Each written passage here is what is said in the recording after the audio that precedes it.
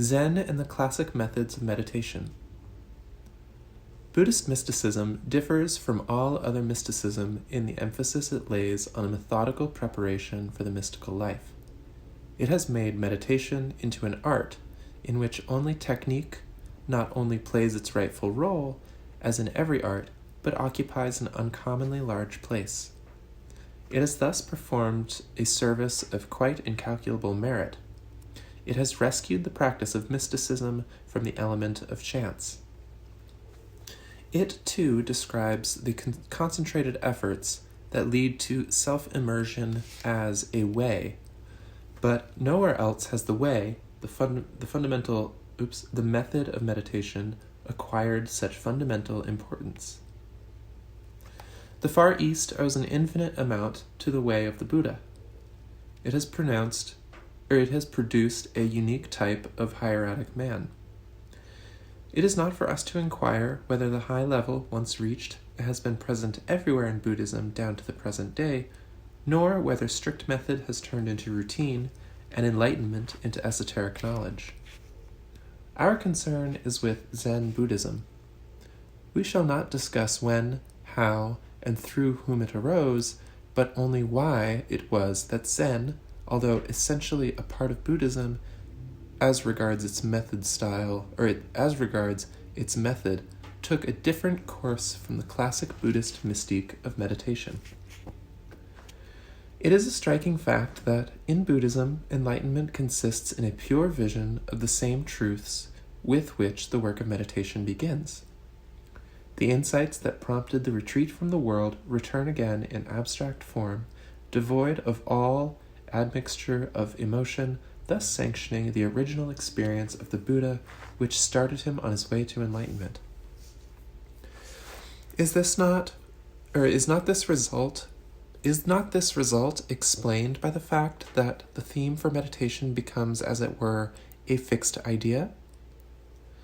The Buddhist starts from the assumption that life is suffering. But what if the original experience were different? If life were felt to be enjoyable and the world a delightful harmony, would not enlightenment be colored accordingly? It would then be very difficult to understand why anybody should wish to detach himself from this delightful and harmonious world. Obviously, no one meditating in any such way ever gets beyond himself.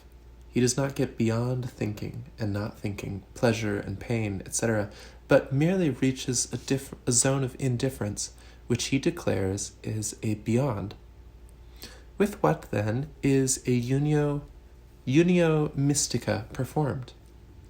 All the meditant has done is to detach himself from what does not belong to his true being, finding in consequence, even at the deepest level of his being, only himself. Logically, therefore, it must be possible to practice meditation and concentration without a set theme, to follow a way without holding on to anything solid and objective, with no philosophical assumptions of any kind, experiencing the world as neither full of sorrow nor full of joy, as meriting neither hate nor love, transient though it may be. A philosophy should rather be the product of enlightenment. That enlightenment exists, the Buddha himself has promised. Perhaps it will turn out to be quite different from the Buddhist one if nothing is suggested into it. The way of the Buddha indicates that this must be possible. There is, in Buddhism, a stage of indifference when you stand at the neutral point between knowing and not knowing, no longer directing your mind to anything. But in Buddhist meditation, you are cumbered by all the preceding stages. What would happen if you meditated in an unpremeditated way from the beginning? Simply practiced sinking into yourself, becoming completely empty, with no program, letting come what may. That was the way of Zen. We cannot tell how far back nothing has sought in this fashion, but the existence of Zen in China and Japan shows that the search was successful, that it succeeded brilliantly is proved by the vitality of Zen up to the present. Only one thing remains difficult to understand. What reason would the Zen adept have for turning away from the world if his attitude to the world is, from a philosophical point of view, entirely neutral? A historical explanation would be given for this. He knew that there is enlightenment and a way to it. Afterward, he could say that the experience he went through was the great liberation. But from what? In what sense?